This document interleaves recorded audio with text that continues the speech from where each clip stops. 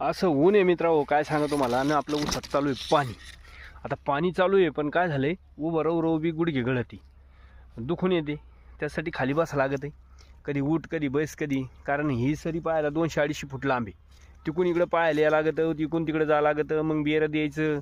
लय अवघड समस्या आहे. आणि असं गरमू राहिलं मित्रांनो, असा घाम आहे पहा. आता शेतकऱ्याचा लय कष्टाचं घाम आहे मित्रांनो ह्यो, काय सांगा तुम्हाला.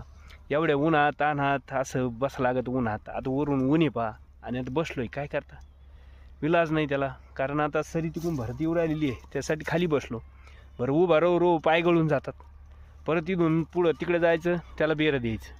म्हणजे हे असे शेतकरी एवढे कष्ट घेऊन शेतकरी रात्रंदिवस मेहनत करून जे कमीतो, आणि त्याला पण आपल्या मालाला योग्य भाव मिळत नाही. ही एक खंतच आहे मित्रांनो, आहे की नाही. याचं मोठं दुःख आहे आपल्याला. कारण आपल्याला आपल्या मालाचा भाव ठरायचा अधिकार नाही. त्याच्यामुळं इतर गोष्टीचा भाव वाढत चालला ना, आपल्या मालाचा नाही.